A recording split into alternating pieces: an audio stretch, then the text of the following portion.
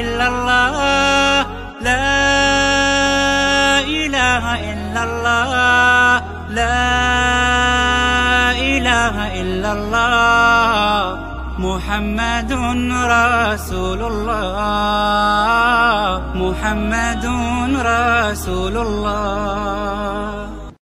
ইন্নাল হামদুলিল্লাহ নাহমাদুহু ওয়া নাস্তাঈনুহু ওয়া নাস্তাগফিরুহু ওয়া নু'মিনু বিহি ওয়া নাতাওয়াক্কালু আলাইহি মান ইয়াহদিল্লাহু ফালা মুদিল্লা লাহু ওয়া মান ইউদ্লিল ফালা হাদিয়া লাহু ওয়া আশহাদু আন লা ইলাহা ইল্লাল্লাহু ওয়াহদাহু লা শারীকা লাহু ওয়া আশহাদু আন্না মুহাম্মাদান আবদুহু ওয়া রাসূলুহু আম্মা বা'দু ফা ইন্না খায়রাল হাদীসি কিতাবুল্লাহ وخير الهدي هدي محمد صلى الله عليه وسلم وشر الأمور محدثاتها وكل محدثة بدعة وكل بدعة ضلالة وكل ضلالة في النار.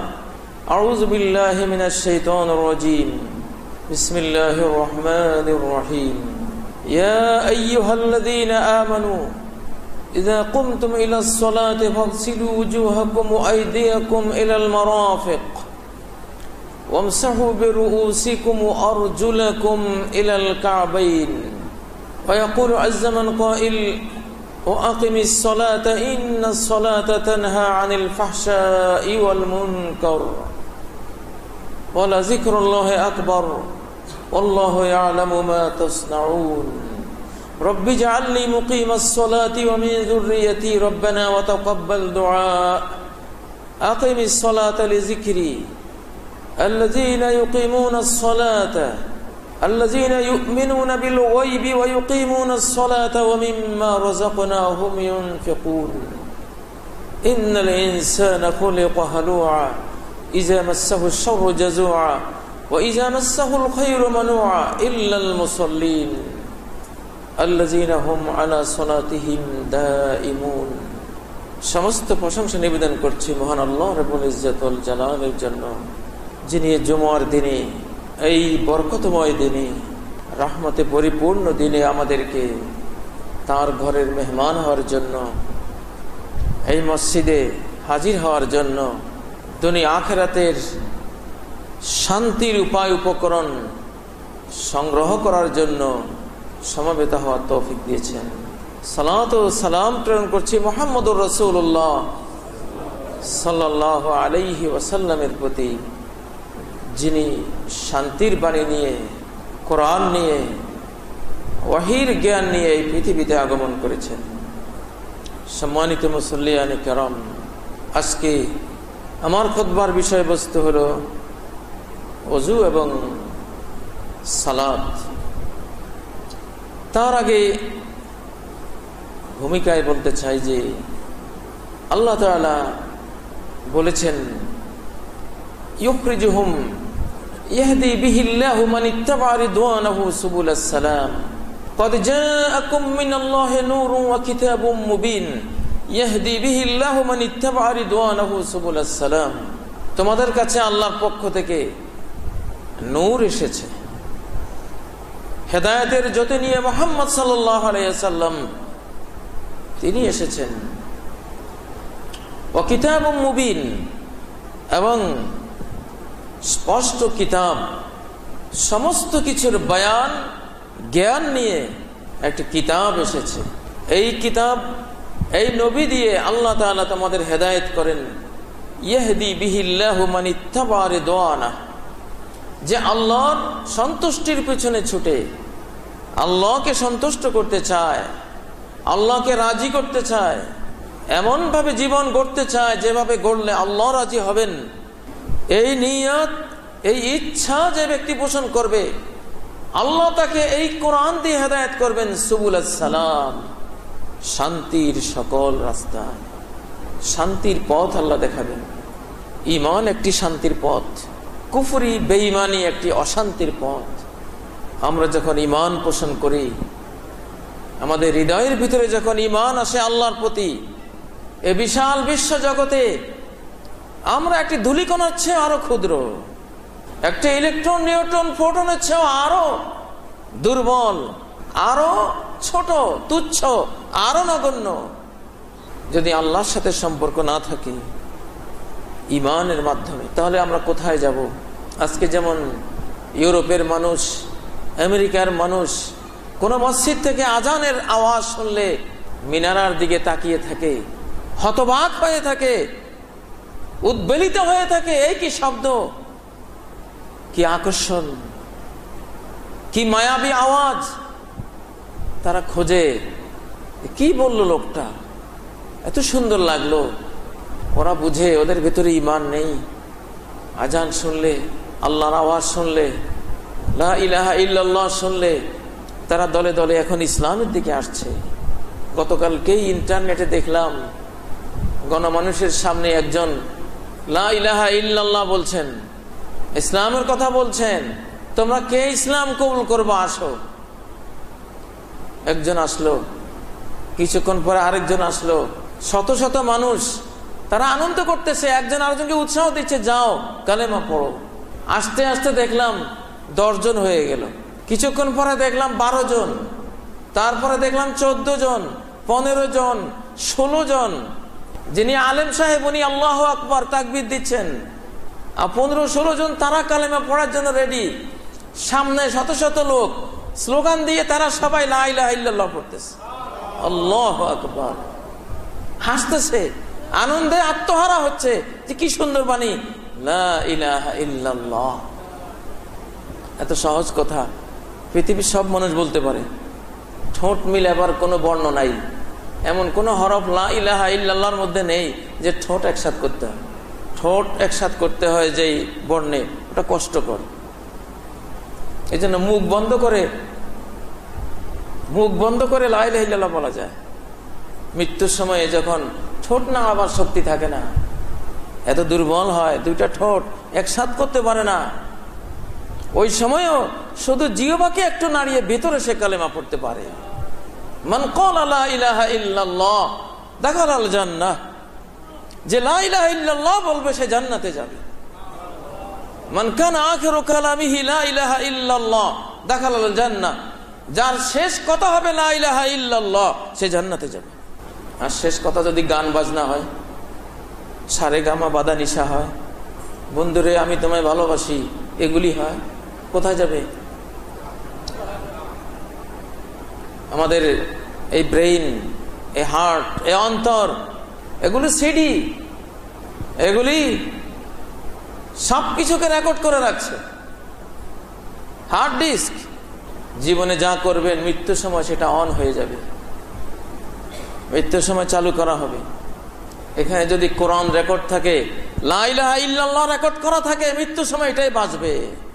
আর এখানে যদি গান বাজনা রেকর্ড করা থাকে, শুধু গান আর গান, দুনিয়ার কোন চ্যানেলে কোন গান, মোবাইলে শত শত হাজার হাজার গান, কানের মধ্যে আইফোন লাগিয়ে আজকে তরুণরা কি শুনে? কোরআন শুনে। হাজারের মধ্যে 999 তরুণ যাদের কানে আইফোন লাগানো, রেল লাইন দিয়ে হাঁটতেছে, খোঁজখবর নাই, পিছন থেকে ট্রেন এসে নিচে ফেলে জীবনটা নিয়ে নিল।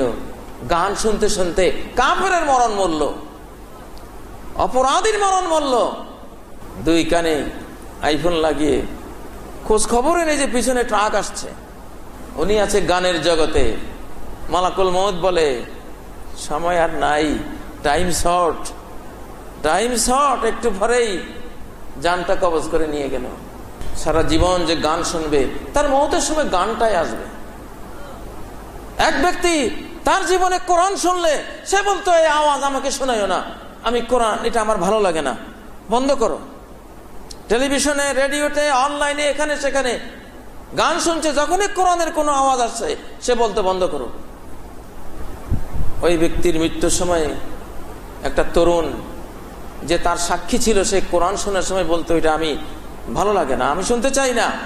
তার মৃত্যুর সময় ওই যুবক এসে হাজির, জান কবজ হচ্ছে, আর ওই লোক বলছে, আশপাশের লোকেরা কোরআন তেলাওয়াত করতেছে তার জান কবজের সময়, সে বলতেছে এটা আমাকে শোনাইবা না, কোরআনের আওয়াজ আমাকে শোনাইবা না, এটা বন্ধ করো, এটা বন্ধ করো, আমার ভালো লাগছে না। এইটা বলতে বলতে তার জান কবজ হয়েছে। যারা গান শোনেন, মওতের সময় গানগুলি হাজির হবে।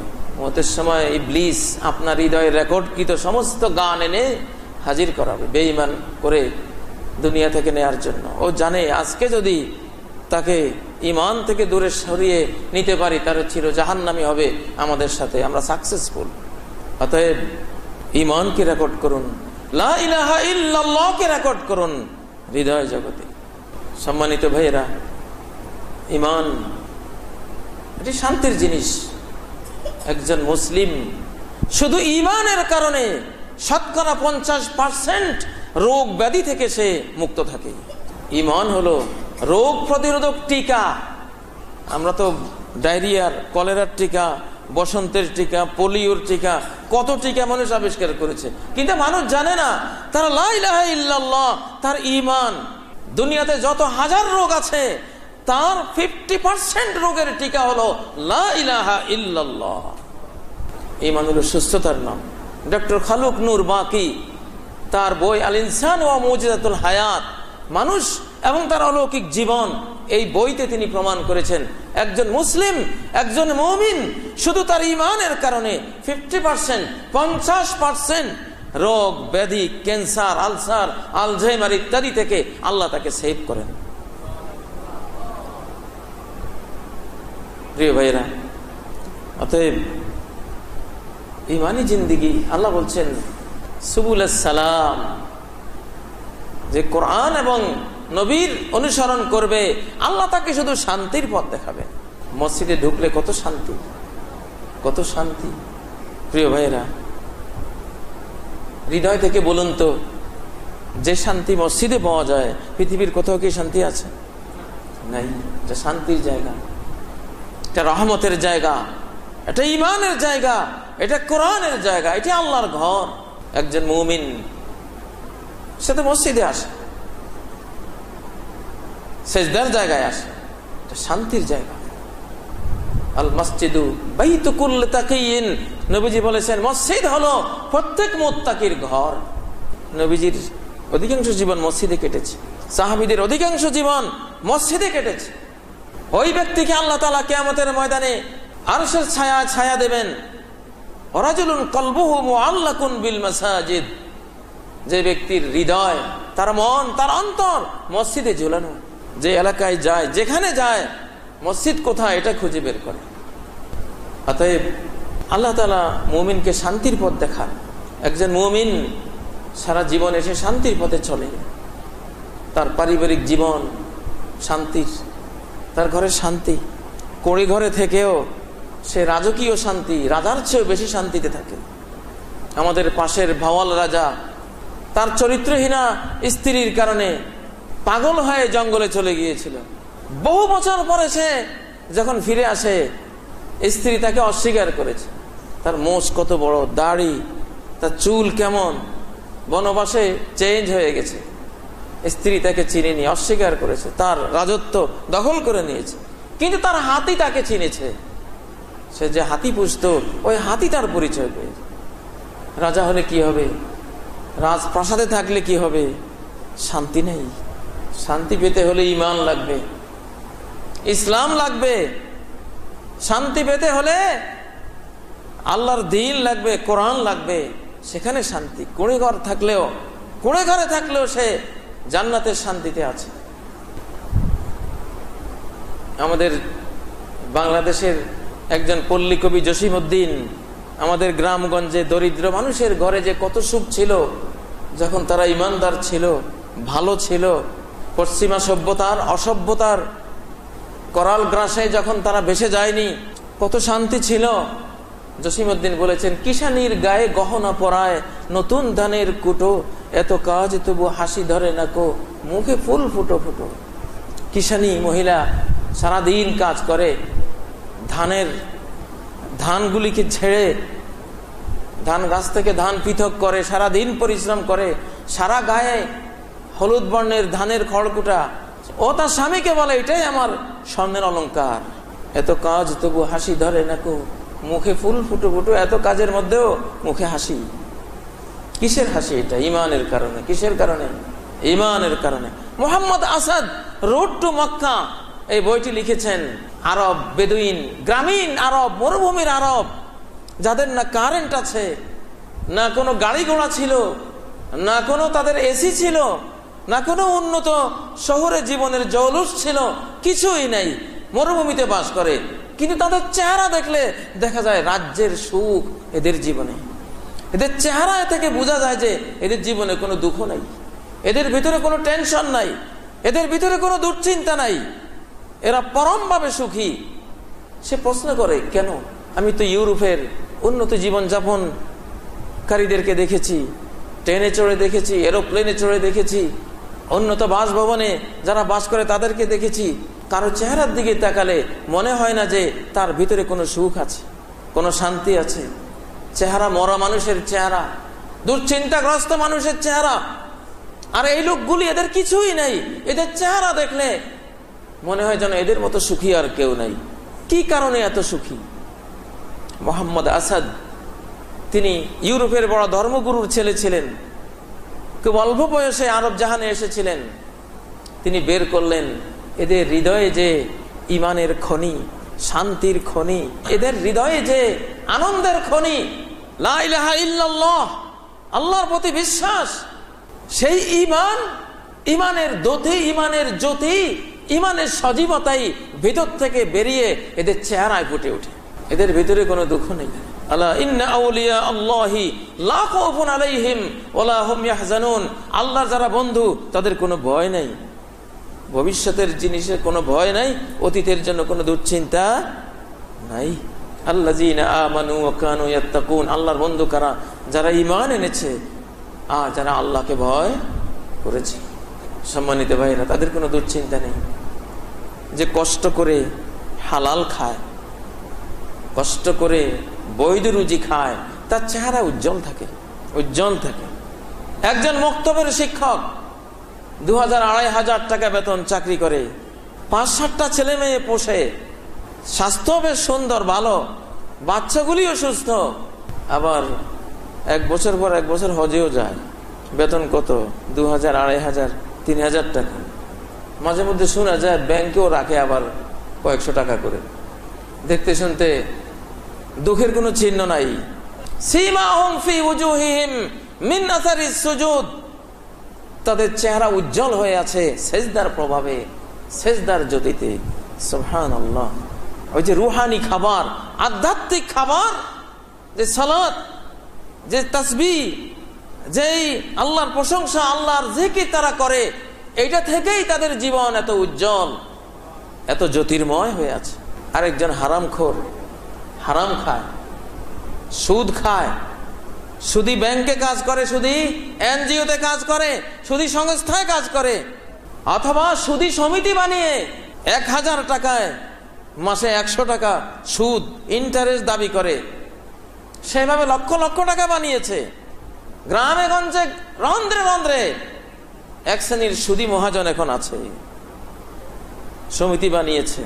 ঋণ চাইলে 1 টাকাও নাই, ঋণ চাইলে 1 টাকাও নাই। যেই মাত্র বলবেন লাভ দেব তোমাকে, এবার লক্ষ লক্ষ টাকা আছে, টাকা বেরিয়ে আসে। বাংলার জমিনে এক সময় এই নাপাক, এই আবর্জনা, এই নোংরা জিনিস ছিল না, ছিল না।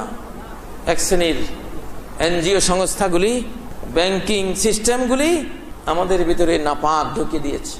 কারণ বেঈমানরা জানে মুসলিম জাতিকে পরাজিত করতে হলে হারাম ঢুকাতে হবে, হারাম ঢুকাতে হবে। হারাম ঢুকালে আল্লাহর রহমত তার থেকে উঠে যাবে, আল্লাহ তাকে আর সাহায্য করবেন না।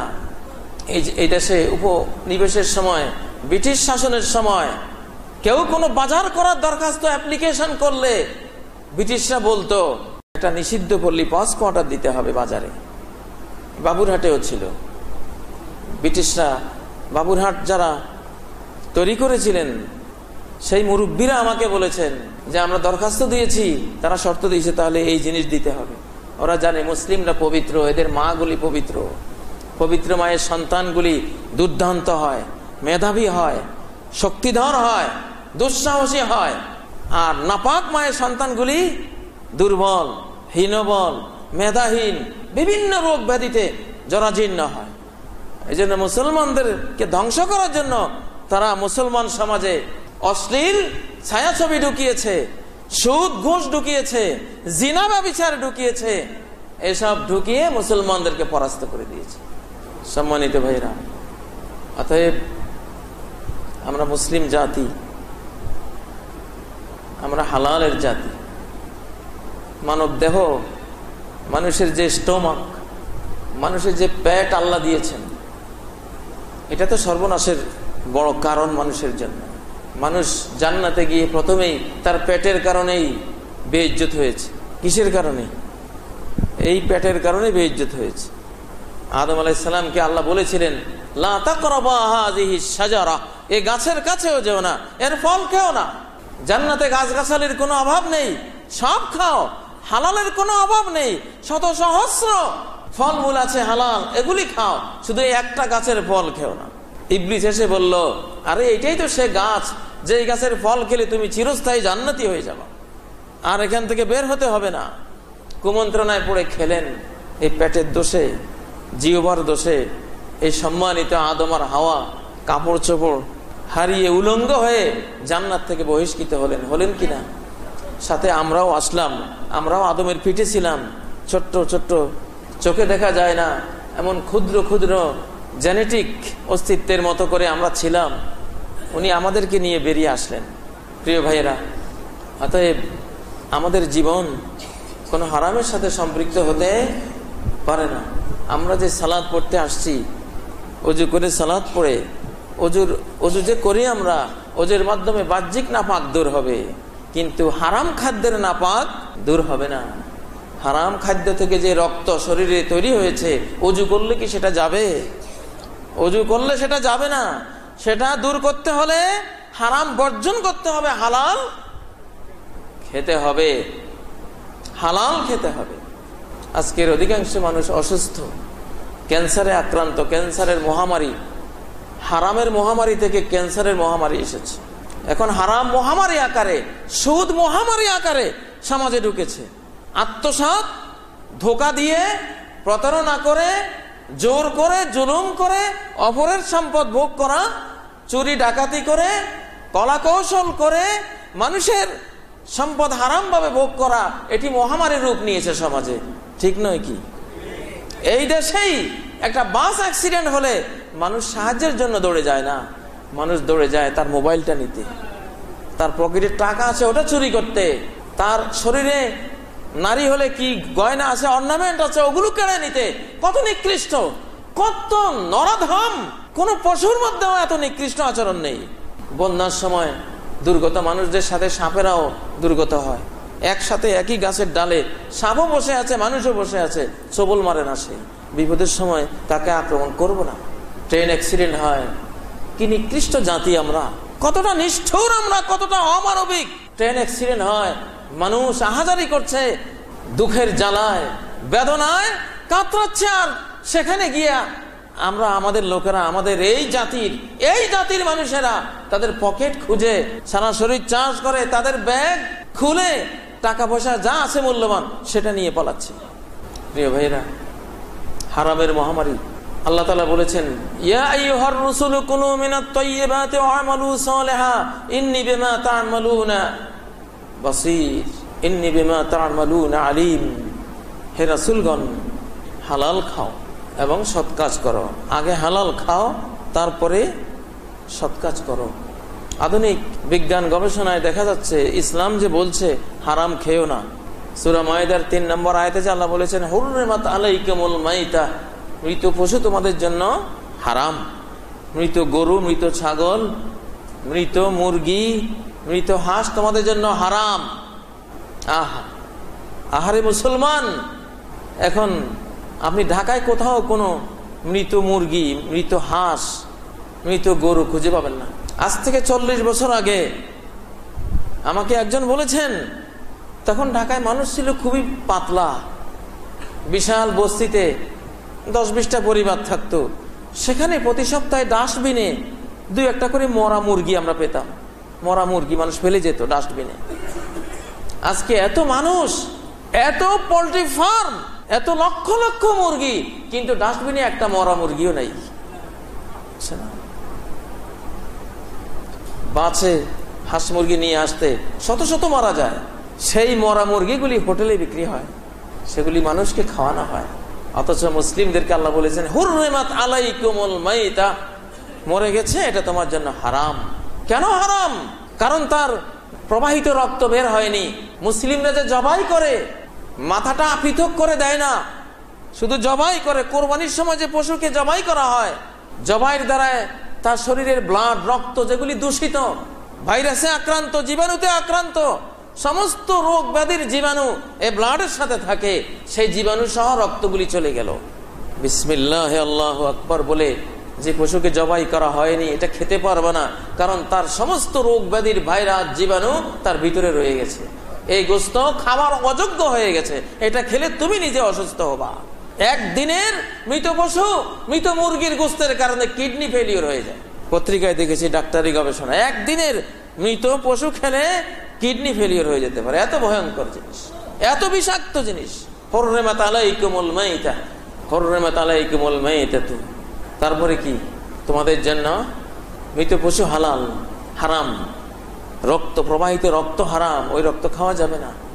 শুকুরের গোস্ত হারাম, শুকুরের গোস্তে এমন সব কৃমি থাকে, ভাইরাস থাকে, এগুলি চুলার আগুনের তাপে মরে না, থেকে যায়। এগুলি যারা খায় ভয়াবহ সব রোগে আক্রান্ত হয়। যেমন পশ্চিমারা সোয়াইন ফ্লু, শুকুর ফ্লুতে আক্রান্ত হয়েছিল। আল্লাহ এটা হারাম করেছে। আর যেই পশু আল্লাহর নাম নিয়ে জবাই করা হয়নি, এই পশু খাওয়া যাবে না। আল্লাহর নাম না নিলে 20% রোগ জীবাণু থেকে যায় পশুর মধ্যে, 20%। বৈজ্ঞানিকভাবে প্রমাণ করেছেন দামেস্ক বিশ্ববিদ্যালয়ের বিজ্ঞানীগণ। 20% রোগ জীবাণু, ভাইরাস, বিষক্রিয়া দেহে থেকে যাবে যদি বিসমিল্লাহ পড়া না হয়। অতএব বিসমিল্লাহ বলা হয়নি, সেই পশু খাওয়া হারাম। প্রিয় ভাইয়েরা, হারামের মহামারী সমাজে আছে, এই জন্য সালাত কবুল হচ্ছে না। হারাম খেয়ে ইবাদত করলে তার সালাত, ইবাদত, বন্দেগী, তেলাওয়াত, তাসবিহ কোনোটাই আল্লাহর কাছে কবুল হবে না। হারাম থেকে যেই শক্তি আসে, সেই শক্তি দিয়ে ভালো কাজ হবে না। সুদের খাবার খেয়ে যে শক্তি আসবে, ঘুষের খাবার খেয়ে যে শক্তি তৈরি হবে, সিগারেট বিক্রি করা টাকা থেকে যে খাবার কিনে খাওয়া হবে, মাপে ঠকিয়ে যে ব্যবসা করা হলো, ভেজাল দিয়ে যে টাকা অর্জন করা হলো, জুলুম অত্যাচার করে যেই অর্থ আত্মসাৎ করা হলো, সেই অর্থ দিয়ে কেনা যে খাবার, সে খাবার শরীরে গেলে রহমানি শক্তি, রব্বানি শক্তি তৈরি হবে না, শয়তানি শক্তি ভিতরে আসবে। সেই খাবার খেয়ে যে এনার্জি আসবে, সেটা দিয়ে জিনা ব্যভিচার করবে, চুরি ডাকাতি করবে, নিষ্ঠুরতা করবে, অপকর্ম করবে, সেটা দিয়ে ভালো কর্ম আসবে না। ভালো কর্ম করতে হলে ভালো খাদ্য খেতে হবে, হালাল খাদ্য খেতে হবে। আল্লাহ আমাদের ভিতরে যে স্টোমাক, আমাদের হজমের জন্য যে বিশাল একটা স্টোমাক আল্লাহ আমাদেরকে ভিতরে দিয়েছেন, এটা কম্পিউটার প্রোগ্রামের দ্বারা প্রোগ্রামিং করা, প্রোগ্রাম দেয়া হয়েছে। এখানে হালাল গেলে উপকার করবে, হালালটা যেভাবে ডাইজেস্ট করবে, যেভাবে হালাল থেকে উপকরণগুলি তৈরি হবে, সেগুলি মানুষকে সুন্দর বানাবে, চেহারাকে উজ্জ্বল করবে, অন্তরকে উজ্জ্বল করবে, তাকে ভালো কাজের চেতনা যোগাবে, রোগ ব্যাধি থেকে মুক্তি দেবে। আর হারামের প্রোগ্রাম ভিতরে করাই নেই, আপনি হারাম দেবেন কি করে? হারামকে হজম করার, হারাম থেকে ভালো কিছু সাপ্লাই দেওয়ার কোন সিস্টেম আল্লাহ তাআলা ভিতরে রাখেন নাই, ভিতরে দেন নাই। এই জন্য হারাম খেলে ভিতরে গন্ডগোল শুরু হয়ে যাবে, শয়তানি শক্তি তৈরি হয়ে যাবে, ক্যান্সার, কোষ বিভাজনের মাধ্যমে ধীরে ধীরে ক্যান্সার তৈরি হবে। বাংলাদেশে এখন ক্যান্সারের মহামারী, সারা পৃথিবীতে ক্যান্সারের মহামারী। কেন? ওই হারাম থেকে। কারণ হারামের সিস্টেমটা আল্লাহ ভিতরে দেন নাই। তুমি হারাম খেয়ে ভালো কিছু করবা, শরীরকে সুস্থ রাখবা, পারবা না। হারামের কোনো প্রোগ্রাম ভিতরে দেয়া নাই, হালালের প্রোগ্রামটা দেওয়া আছে।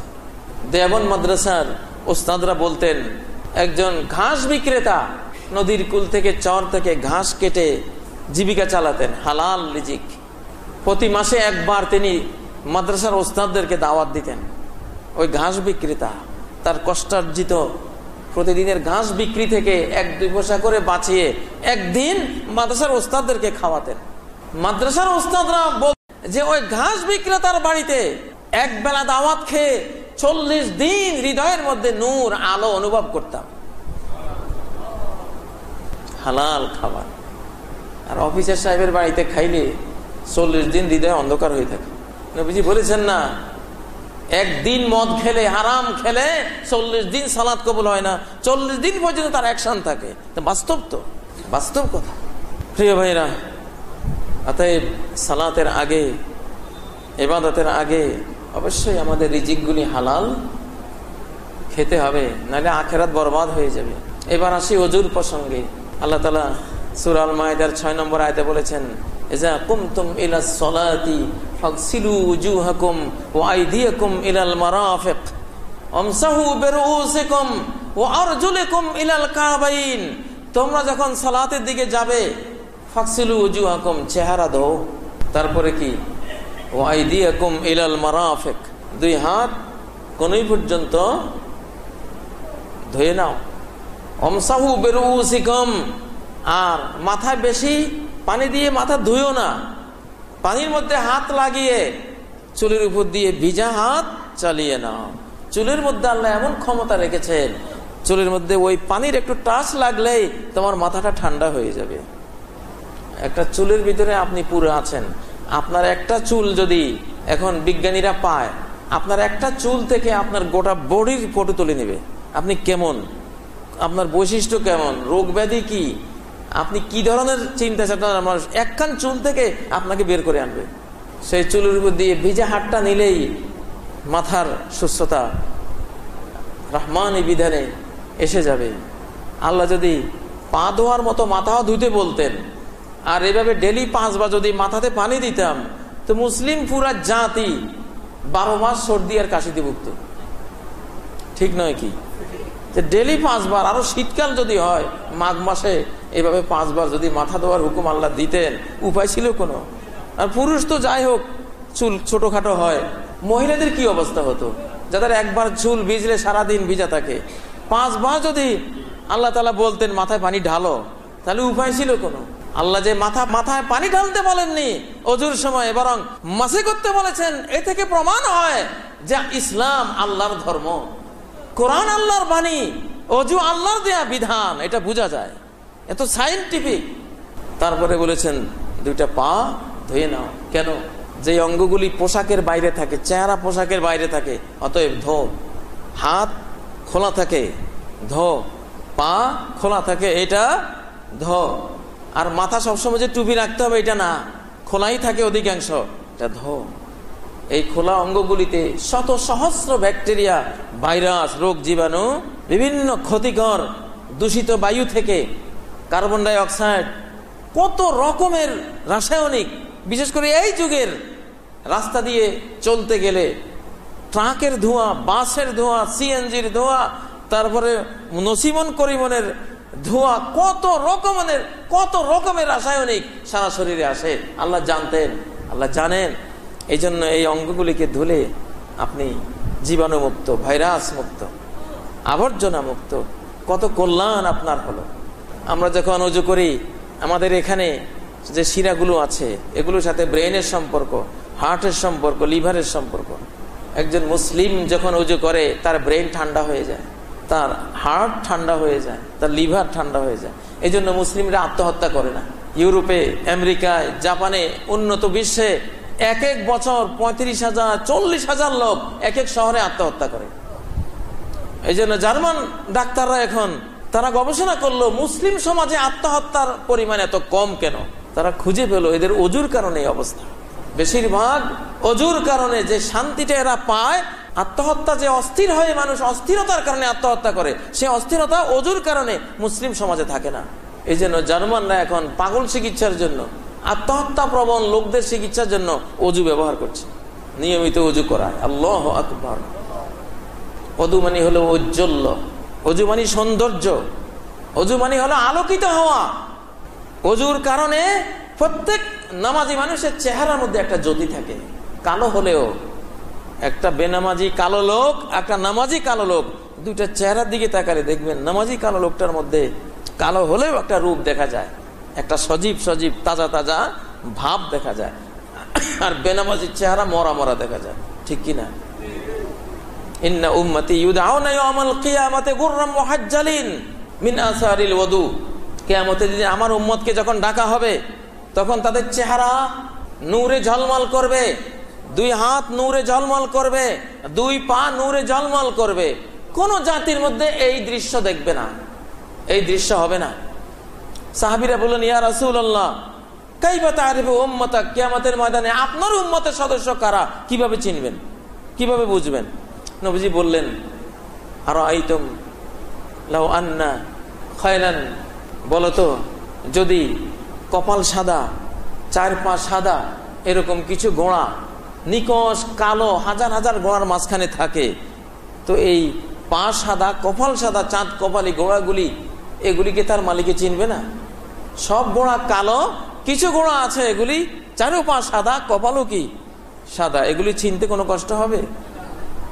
নবীজি বললেন, কিয়ামতের ময়দানে কোন উম্মত তাদের চেহারা উজ্জ্বল হয়ে উঠবে না, হাত পা উজ্জ্বল হয়ে উঠবে না, একমাত্র আমার উম্মত এই অজুর কারণে তাদের দুই হাত দুই পা তাদের চেহারা আলোতে ঝলমল করবে।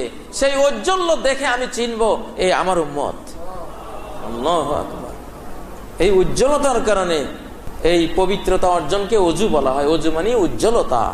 সেই উজ্জ্বলতা শুধু আখিরাতে না, দুনিয়া থেকে শুরু হয়।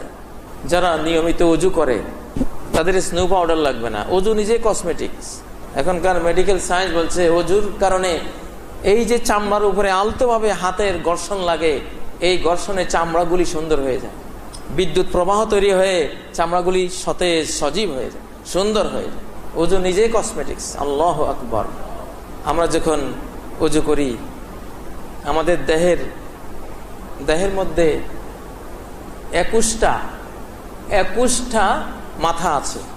হয়তো আশ্চর্য হবেন, মাথা আমরা জানি একটা, আর আপনি বলেন 21টা, এটা আবার কেমন? মানব দেহে 21টা মাথা, একটা বড় মাথা, এটা হলো এইটা, আর দুই হাতে 10টা মাথা, প্রত্যেকটা আঙ্গুল উপাঙ্গ, এগুলি এক একটা মাথা, কিন্তু ছোট ছোট মাথা না।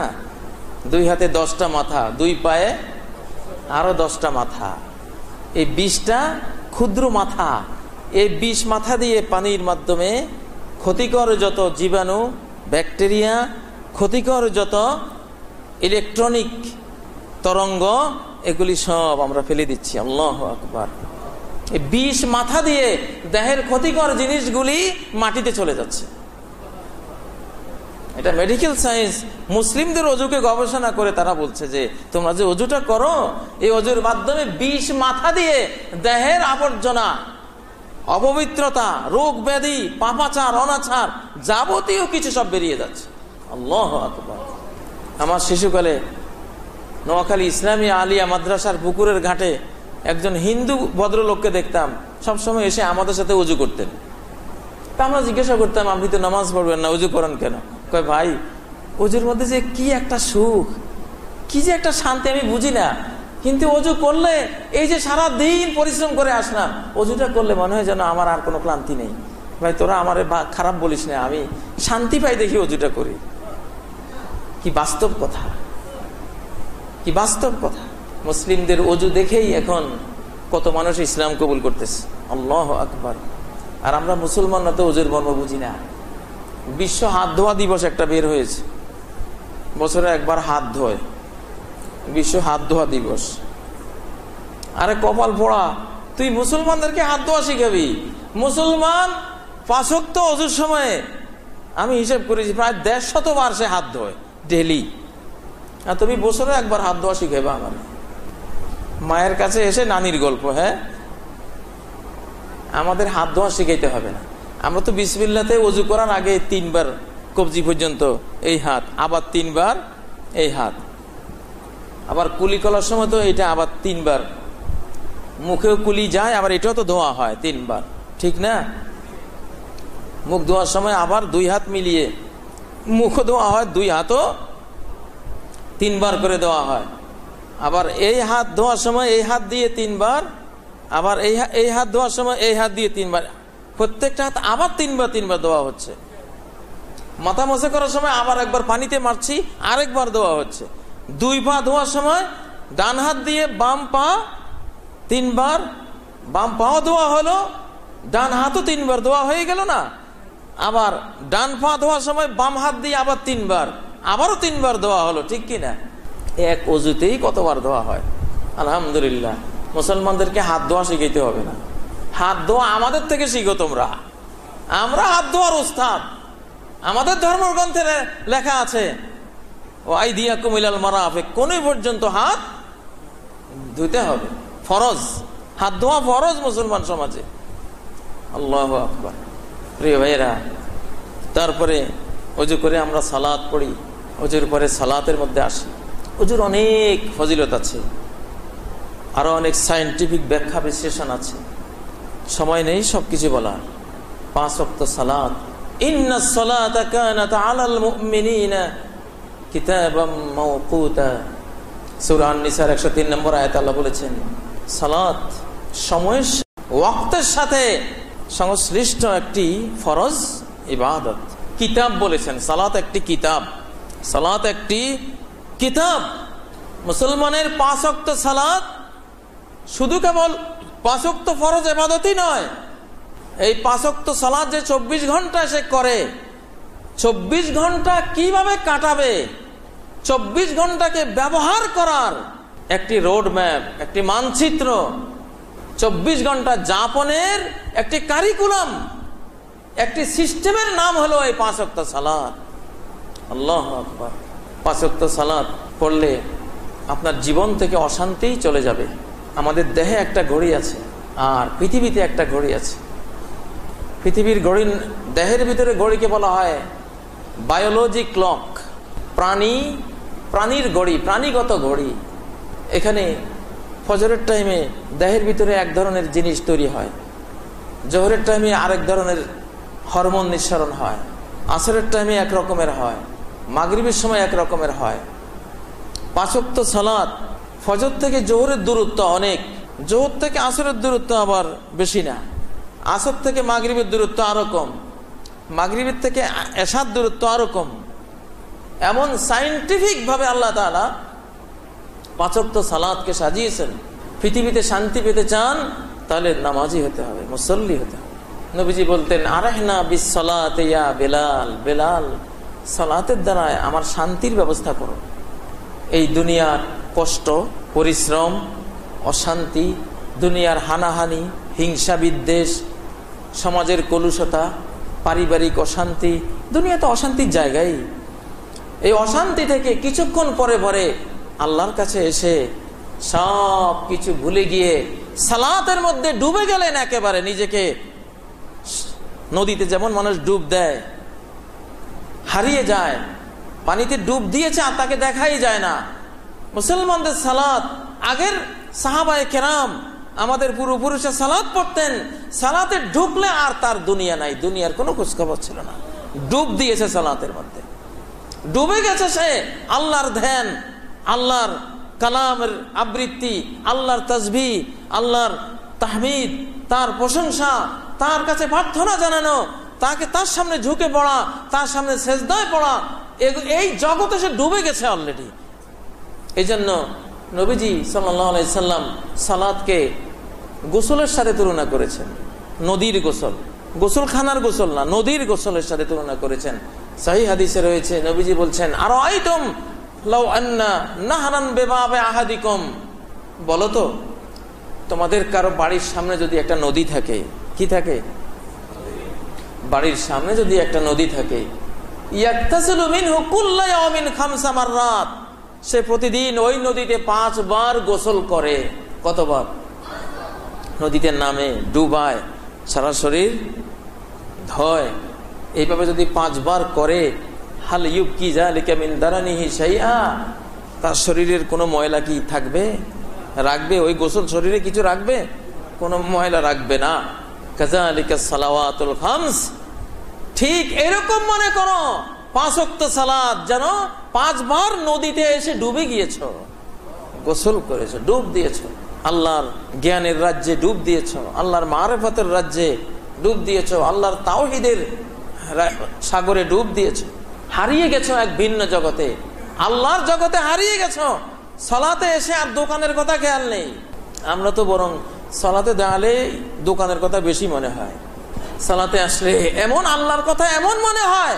মুসলমান সালাতে আসলে আল্লাহর কথা এমন মনে হওয়া শুরু হবে, হৃদয়টা চতুর্দিক থেকে টেনে নিয়ে এসে এমনটা আল্লাহমুখী করে ফেলবে, আনতাবুদাল্লাহ কাআন্নাকা তারাহু, যেন আল্লাহকে দেখেই ফেলেছে মসজিদ।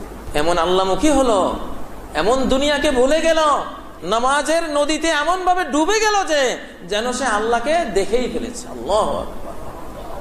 এই নামাজ মানুষকে মানুষ বানায়, এই নামাজ মৃতকে জিন্দা বানায়, এই নামাজ চোরকে পাহারাদার বানায়, এই নামাজ চরিত্রহীনকে চরিত্রবান বানায়, অপকর্মকারীকে সৎকর্মকারী বানায়। কিন্তু আমরা তো আসলে সেই সালাত পড়ি না, আমরা তো ডুব দেই না। নদীর কূলে এসে বসে কিছুক্ষণ বসে পরে চলে গেলাম। প্রতিদিন নদীর কূলে এসে গোসল করার জন্য আসি, এসে নদীর পানি টানি দেখে কিছুক্ষণ পরে বিদায় হয়ে যায়। যে ময়লা সেই ময়লা গায়ে থাকে, নদীতে ডুব দেই না, অবগাহন করি না, ভিতরে তো চলে যাই না, সেই মন দিয়ে তো সালাত পড়ি না, নামাজের ভিতরে ডুবে যাই না। হযরত আলী যখন তার পায়ের গোড়ালিতে তীর বেঁধে গিয়েছিল, টেনে বের করতে পারছে না, প্রচন্ড ব্যথা, বললেন আমি নামাজে দাঁড়ালে তখন টেনে বের করি। নামাজে যখন দাঁড়ালেন, সেই যে তীব্র ব্যথা, একটা তীর টেনে বের করা হলো, উনি টেরে পেলেন না। আল্লাহু আকবার। এটা হলো মুসলমানের সালাত। মুসলমানের সালাত। একজন মুসলিম, তার পরিবারের সবাই, উনি নামাজে দাঁড়াইলে হই হুল্লা করত, গল্প গুজব করতো, হাসাহাসি করতো, সালাম ফিরাইলে সবাই থেমে যেত। কারণ ওরা জানতো উনি যখন সালাতে দাঁড়ায় আর এই দুনিয়াতেই থাকে না, সালাত নদীতে ডুবে গেছে। আর আমরা বকলে কি হবে, হাসলে কি হবে, হই হুল্লো করলে কি হবে, কিছুই ওনার কানে যাবে না, তিনি তো এই জগতেই নাই। এটা হলো সালাত। এইভাবে যদি একজন মানুষ সালাত পড়ে, তার মতো সুখী আর পৃথিবীতে কেউ নাই। আল্লাহু আকবার। সে শ্রেষ্ঠ আল্লাহর ওলি, সে আল্লাহর নৈকট্য ভাবে সবার চেয়ে বেশি। প্রিয় ভাইয়েরা, এমন মুসল্লি কি বাজারে গিয়ে ঘুষ খাইতে পারবে, ব্যবসায় ঠকাইতে পারবে? পারবে? অসম্ভব কথা, পারবে না। কাউকে খুন করতে পারবে? সে কি ব্যভিচার করতে পারবে? অসম্ভব। ইন্নাস সালাতা তানহা আনিল ফাহশাই ওয়াল মুনকার। সালাত মানুষকে অশ্লীলতা থেকে, গরিত কাজ থেকে বিরত রাখে। সেই সালাত হলো ওই সালাত। সালাত একটি অলৌকিক সিস্টেম, মিরাকল সিস্টেম। আজকের ইউরোপের বিজ্ঞানীরা সালাতকে মুজিজা বলছে, ইসলামের অলৌকিক ঘটনা। এক একটি সালাত ইসলামের এক একটি অলৌকিক বিষয়। ওরা এর মর্ম বুঝতে পেরে তারা বলছে। প্রিয় ভাইরা, ঠিক সেভাবে সালাত পড়ুন যেভাবে নবীজি পড়তে বলেছেন। সার্বিক মনে প্রাণে সালাত নদীতে যেন আমরা ডুবে যাই, হারিয়ে যাই, দুনিয়ার কোনো দিকে যাতে আর মনটা না যায়, এমন ভাবে আল্লাহর দিকে মনটা যায় যেন আল্লাহকে আমি দেখতে পাচ্ছি, আল্লাহ আমাকে দেখতে পাচ্ছেন। এই সালাত আমাদেরকে জান্নাতে নেবে ইনশাআল্লাহ। এইভাবেই সালাত আদায় করার আল্লাহ আমাদের তৌফিক দান করুন। আকুলু কওলি হাযা ওয়া আস্তাগফিরুল্লাহ লি ওয়া লাকুম ফাস্তাগফিরুহু ওয়া তুবু ইলাইহি ইন্নাহু হুয়াল গফুরুর রহিম। ইন্নাল হামদালিল্লাহ লাকাল হামদু ইয়া রাব্বি হামদান কাসীরান তাইয়িবান মুবারাকান ফীহি কামা হামিদাকাল হাম্মাদুন ওয়া কামা হামিদাকা ইবাদুকাল মুখলিসুন ওয়া আউলিয়াউকাল মুখবিতুন ফালাকাল হামদ كما تحب وترضى ملء السماوات وملء الأرض وما بينهما وملء ما شئت من شيء بعد أهل الثناء والمجد أحق ما قال العبد وكلنا لك عبد اللهم لا مانع لما أعطيت ولا معطي لما منعت ولا ينفع ذا الجد منك الجد أعوذ بالله من الشيطان الرجيم بسم الله الرحمن الرحيم إن الله وملائكته يصلون على النبي يا أيها الذين آمنوا صلوا عليه وسلموا تسليما اللهم صل على محمد وعلى آل محمد كما صليت على إبراهيم وعلى آل إبراهيم إنك حميد مجيد اللهم بارك على محمد وعلى آل محمد كما باركت على إبراهيم وعلى آل إبراهيم إنك حميد مجيد عباد الله توبوا إلى الله واستغفروه فإن التوبة تهدم ما كان قبلها وإن الله لن يعذب أحدا مع استغفاره সম্মানিত মুসল্লিয়ানে কেরাম, একজন পাপী যত বড় পাপী হোক, যত বড় কাফের হোক, কুফুরের কারণে তার জীবন অভিশপ্ত হয়ে গেছে, শিরকের কারণে আল্লাহর লানত প্রাপ্ত হয়েছে, ফাসেক ফাজের আল্লাহদ্রোহী হয়ে আল্লাহর গজবে আক্রান্ত হয়েছে, শত শত সালাত কাজা করেছে, বছরের পর বছর রমজানের রোজা নষ্ট করেছে, যাকাত ফরজ ছিল যাকাত দেয়নি, হজ ফরজ হয়েছে হজ করেনি, মাতা পিতার অধিকার সেবা খেদমত সে করেনি, মাতা পিতার অবাধ্যতা করেছে, ব্যভিচার করেছে, মদ পান করেছে, গান বাজনায় দিনের পর দিন রাতের পর রাত কাটিয়ে দিয়েছে। এই লোকটার কি আর ফিরে আসার সুযোগ নাই? অবশ্যই আছে। জীবন যত নোংরাই হোক, যত আবর্জনায় জীবনে লেগে যাক, হৃদয়ে যত কালিমা, যত কলুষতাই, সেটাকে কালিমা লিপ্ত করো। ইসলামের একটি সিস্টেম আছে, সেই সিস্টেমে আবার এই হৃদয়কে রিনিউ করে নেওয়া যায়, পাপগুলি থেকে আবার নিজেকে, দেহকে, নিজের মনকে, অস্তিত্বকে পরিষ্কার করা যায়। সেই সিস্টেমের নাম হলো তাওবা ইস্তেগফার। তাওবা ইস্তেগফার। রব্বি ইন্নী যালামতু নাফসি ফাগফিরলি, হে রব, নিজের উপর অনেক অবিচার করেছি, ফাগফিরলি, আপনি আমাকে মাফ করে দিন। রব্বানা যালামনা আনফুসানা, হে আমাদের রব, এত পাপ করে, এত অন্যায়, এত পাপাচার, এত অনাচার অজাচার করে নিজেদেরকে অনেক জুলুম করেছি।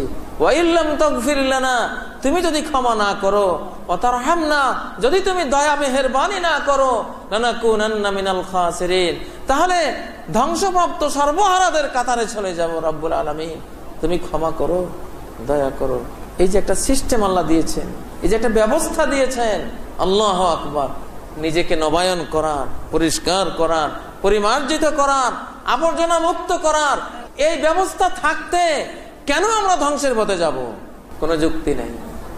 যত অন্যায় হয়ে গিয়ে থাকে আল্লাহর কাছে তওবা ইস্তেগফার করে, আল্লাহ বলেছেন, আল্লাহ নবী বলেছেন, আত্তাইবু মিনাজ যামবি কামান লা যামবা লাহ, যেই ব্যক্তি তওবা করেছে, আল্লাহর দিকে ফিরে এসেছে, যত পাপে করুক না কেন তার যেন কোনো পাপ নাই, নিষ্পাপ হয়ে গেল। যেদিন তওবা করলো সেদিন তার জন্মদিনের মতো নিষ্পাপ হয়ে পুনর্জন্ম লাভ করলো, দুনিয়াতে যেন আরেকবার আসলো সে নিষ্পাপ হয়ে। আল্লাহু আকবার, কি সিস্টেমটা দেয়া হলো! সাদা কাপড় যত আবর্জনায় লেগেছে, হুইল পাউডার দিয়ে, হুইল পাউডারের কাজ না হলে ব্লিচিং পাউডার দিয়ে, অত্যাধুনিক সব উপকরণ দিয়ে এমন সাফ করা যায় যেন কারখানা থেকে বের করে আনলাম। তওবা ইস্তেগফারের ব্লিচিং পাউডার, হুইল পাউডার, পরিচ্ছন্নকারী এত সব সুন্দর উপকরণ থাকতে আমরা কেন তওবা করব না? ডেলি 70 বার দরকার হলে 70 বারই তওবা করব। 70 বার পাপ হয়ে গেলে 70 বার তওবা করতে হবে। লা ইয়াদুররু মাল ইস্তেগফারি যামবুন, যতক্ষণ ইস্তেগফার থাকবে ততক্ষণ আল্লাহ তাআলা ক্ষমা করতে থাকবেন, পাপ আপনাকে ধ্বংস করবে না। আল্লাহ বলেছেন, ওমা কানাল্লাহু মুআযযিবাহুম ওয়া হুম ইস্তাগফিরুন, যতক্ষণ তারা ইস্তেগফারে থাকবে ততক্ষণ আল্লাহ তাদেরকে শাস্তি দেবেন না। ইস্তেগফার করলে 4টি নিয়ামত পাবেন। কোন জাতি যদি ইস্তেগফারের অভ্যস্ত হয়, 4টি নিয়ামত, রহমত, বরকত তারা লাভ করবে। সূরা নূহের 10 নম্বর, 11, 12 নম্বর আয়াতে আল্লাহ বলেছেন, ইস্তাগফিরু রাব্বাকুম ইন্নাহু কানা গাফফারা, আল্লাহর কাছে ক্ষমা চাও, নিশ্চয়ই তিনি ক্ষমাশীল, তোমাদের গুনাহগুলি তিনি ক্ষমা করবেন, পাপাচারগুলি মাফ করবেন, ডিলিট করে দেবেন, মাইনাস করে দেবেন, দূর করে দেবেন। তাহলে ইস্তেগফারের প্রথম ফায়দা হলো, উপকার হলো, গুনাহগুলি ক্ষমা হয়ে গেল। দ্বিতীয় ফায়দা হলো, ইউরসিলিস সামা আলাইকুম মিদরারা, তোমাদের দেশ মরুভূমি হবে না, বৃষ্টির অভাব হবে না, আকাশ থেকে প্রচুর বৃষ্টি বর্ষণ হবে যদি ইস্তেগফার করো তোমরা। ফারাক্কা বাঁধ হলে কি হবে? বাংলাদেশের কোনো ক্ষতি হবে না যদি বাঙালিরা, বাংলাদেশের মানুষেরা, সারা জাতি ইস্তেগফার করে আল্লাহর কাছে। আকাশে তো আর কেউ ফারাক্কা বাঁধ দিতে পারবে না, বাঁধ তো দেবে নদীতে, না আকাশেও দিতে পারবে? আকাশে তো বাঁধ দেওয়ার সাধ্য কারণে, অতএব আকাশের দুয়ার আল্লাহ খুলে দেবেন। ইউরসিলিস সামা আলাইকুম মিদরারা। 3 নম্বর উপকার ইস্তেগফারের কি? ওয়ায়ুমদিদকুম বিআমওয়ালিন, তোমাদেরকে সম্পদ দিয়ে পরিপূর্ণ করে দেবেন। ইস্তেগফার রিজিক টেনে আনে, ইস্তেগফার রিজিক টানে, টাকা পয়সা টানে, ধন দৌলত নিয়ে আসে। ওয়ায়ুমদিদকুম বিআমওয়ালিন, ধনরত্ন দিয়ে তোমাদেরকে শক্তিশালী করে দেবেন। কিসের কারণে? ইস্তেগফারের কারণে। 4 নম্বর, ওয়াবানিন, জনবলে শক্তিশালী করবেন, জনবল বৃদ্ধি করে দেবেন। বাংলাদেশে এখন 17 কোটি লোক হলে ইস্তেগফারের মাধ্যমে 36 কোটি করা সম্ভব। জনবল আল্লাহ বাড়াই দেবেন, রিজিকও বাড়াবেন। 5 নম্বর, ওয়াজআল লাকুম জান্নাতিন, বাগান আর বাগান দিয়ে দেশ সাজিয়ে দেবেন। আল্লাহু আকবার, গোটা দেশ সবুজ করে দেবেন। আর কি? ওয়াজআল লাকুম আনহারা, নদ নদী দিয়ে দেশ ভরিয়ে দেবেন। আল্লাহু আকবার। কয়টা কাজ? একটা, ইস্তেগফার। আল্লাহ তুমি মাফ করো, ক্ষমা চাই। আল্লাহ বলছেন একটা ইস্তেগফারের মধ্যে এই 6টা নেয়ামত তোমাদেরকে দেব। বাংলাদেশের মানুষ এখন পদ্মা নদী শুকিয়ে যাচ্ছে, মেঘনা শুকিয়ে যাচ্ছে, কপোতাক্ষ নদ তো নাই, হারিয়ে গেছে। 154টা নদ নদীর ম্যাক্সিমাম গুলি হারিয়ে যাচ্ছে। এগুলি রিনিউ করতে হলে কি লাগবে? ইস্তেগফার লাগবে। আল্লাহ ওয়াদা করেছেন ইস্তেগফার করলে ওয়াজআল লাকুম আনহারা, নদ নদী দিয়ে ভরপুর করে দিবেন দেশকে। আল্লাহু আকবার। প্রিয় ভাইরা, তাহলে ইস্তেগফার। হাসান বসরির কাছে একজন এসে বলল, হুজুর আমার খরায় আমার সব ফসল ধ্বংস হয়ে যাচ্ছে। উনি বলেন ইস্তেগফার করো। আরেকজন এসে বলল, হুজুর আমি বড় গরিব হয়ে গেছি, চলতে ফিরতে বড় কষ্ট, খেতে পাচ্ছি না। উনি বলেন ইস্তেগফার করো বেশি বেশি, যাও। আরেকজন এসে বলল, হুজুর সন্তান আদি নাই, সন্তান হয় না, বহু চেষ্টা করেছি, কি করতাম? উনি বলেন যাও ইস্তেগফার করো। আরেকজন এসে বললেন যে হুজুর আমার বাগান বাড়ি করার বড় শখ, লাগাই কিন্তু হয় না। উনি বলেন যে ইস্তেগফার করো। আল্লাহু আকবার। সব রোগের চিকিৎসা হলো ইস্তেগফার। নবীজি ডেলি এক বৈঠকেই 100 বার ইস্তেগফার করে ফেলতেন, এক বৈঠকেই 100 বার।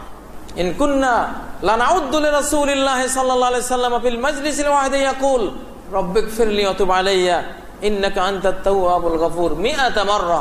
আব্দুল্লাহ ইবনে ওমর বলেন, এক মজলিসেই নবীজির আমরা গনতাম, এক মজলিসে বসেই রব্বিগফিরলি, হে রব আমাকে ক্ষমা করেন, ওয়া তুব আলাইয়া আমার তওবা কবুল করেন, ইন্নাকা আনতাত তাওয়াবুল গফুর আপনি তওবা কবুলকারী, আপনি অত্যন্ত ক্ষমাশীল।